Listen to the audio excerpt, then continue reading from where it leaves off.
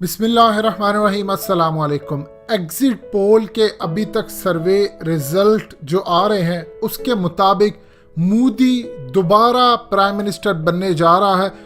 मजीद discuss करने से पहले इस वीडियो को लाइक करें, हकीकत टीवी को सब्सक्राइब करें और बेल आइकन पर जरूर क्लिक करें। और कम से कम इंडिया को खुशी हो या ना हो, इंशाल्लाह हम पाकिस्तानियों को इसकी ज़रूर खुशी पहुंचेगी, क्योंकि अब हम फाइनल जो बैटल है वो सरेआम लड़ेंगे। और अब तमाशे जो हैं वो जो आप लोग प्रॉक्सी के साथ लड़ते हैं या जो भी सूरत हाल है, अब लड़ाई जो भी होगी वो इसी तरह होगी जो 27 फरवरी को आपका अशर किया था।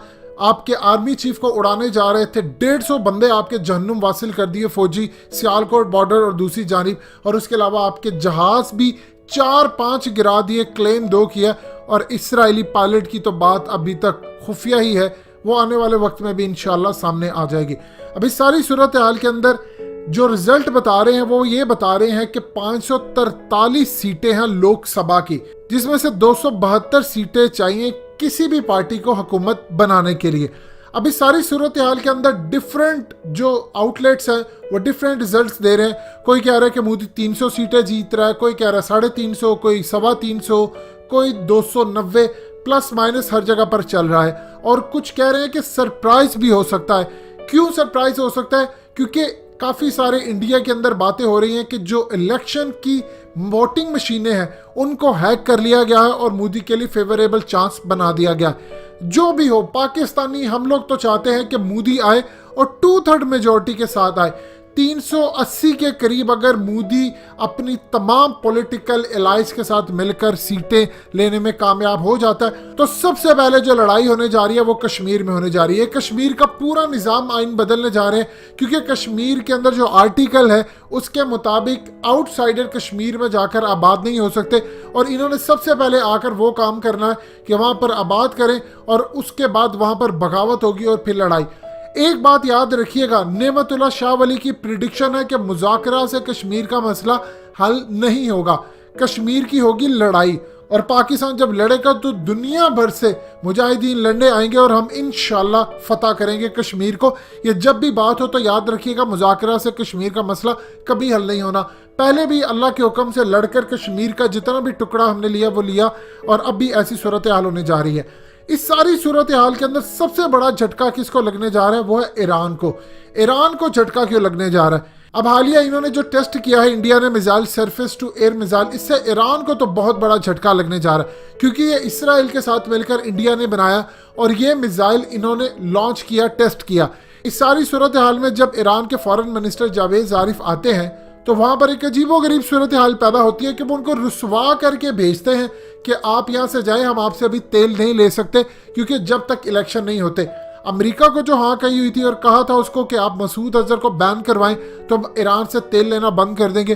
क्यों? क्योंकि अमेरिका ने आगे अरब कंट्रीज को कहा था कि अगर तुम्हारी और ईरान की आपस में लड़ाई हो जाती है तो तेल का रेट 200 से $300 बैरल पर पहुंच जाएगा, जो कि इस टाइम क्रूड ऑयल का रेट तकरीबन $63 बैरल के ऊपर है। अगर इतनी सूरत हाल पहुंच जाए, मिसाल के तौर पर आपके पास एक सेल फोन हो जिसकी प्राइस 10,000 हो और कल को आपका सेल फोन अगले ही दिन 1 लाख रुपए का बिकना शुरू हो जाए, तो आप तो अमीर हो जाएंगे और डिमांड भी उसकी ज्यादा हो। बिल्कुल यही तेल के साथ हिसाब होने जा रहा है। अमेरिका ने आगे कमिटमेंट की थी कि जब लड़ाई होगी ईरान पर तो पाबंदी है और तुमसे हर कोई तेल लेना शुरू कर देगा, तो लिहाजा तुम सबसे ज्यादा फायदे में रहोगे।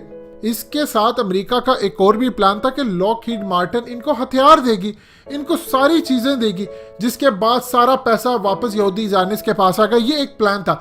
अब इन्होंने जो टेस्ट किया है ईरान को तो इन्होंने फारिग कर दिया, पाकिस्तान ने उनका चीफ भी सैक करवा दिया। और इंडिया को ये बात हजम नहीं हो रही कि इमरान खान के साथ ISI के चीफ गए थे, और ISI के चीफ जब जाते हैं तो वो फिर किस तरह बात करते हैं ये सबको पता है। इंडिया का तो प्लान हुआ बर्बाद। अब उसके बाद अगर मोदी इलेक्शन जीत के आता है, जो कि हम सब चाहते हैं कि वो जीते, और हम चाहते हैं कि 2/3 मेजॉरिटी से जीते, जो मार्का कल 10 साल बाद होना है वो कल हो, फ्रंट से लड़ाई हो।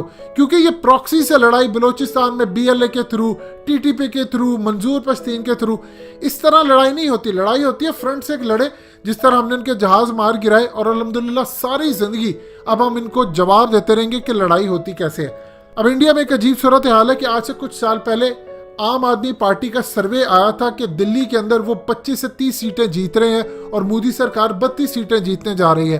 टोटल 70 सीटें थी दिल्ली की, जिसके लिए चीफ मिनिस्टर का चुनाव होना था। अभी सारी सूरत हाल में रिजल्ट आता है तो अजीबोगरीब रिजल्ट आता है। 67 सीट्स आम आदमी पार्टी जीत जाती है और मोदी के हाथ में 2 से 3 सीटें आती हैं, जो कि बहुत बड़ा अपसेट था। रिजल्ट किसी भी टाइम बदले जा सकते हैं। अगर इंडिया इलेक्शन जीतकर पाकिस्तान से दोस्ती का हाथ बढ़ाना भी चाहे तो याद रखिएगा, इसराइल उसको इस जगह पर लेकर आ चुका है कि अब ये काम नहीं होगा और वो चाहेगा कि ये इंडिया पाकिस्तान पर अटैक करे, क्योंकि पाकिस्तान को इंगेज करेंगे तो वो अरब कंट्रीज को और ईरान को लड़ाकर ग्रेटर इसराइल बनाने का अपना काम पूरा करेंगे। सो जो भी सूरत हाल हो, हम तो तैयार हैं और हम चाहते हैं इस दफ़ा फ्रंट से लड़ाई हो, ताकि इस दफ़ा कौम को वीडियोस भी मिले जो हम जहाज इंशाल्लाह गिराएंगे। दोस्तों, हकीकत टीवी को सब्सक्राइब करना मत भूलिए, वीडियो को लाइक करें, शेयर करें और कमेंट सेक्शन में अपनी राय का इजहार ज़रूर करें।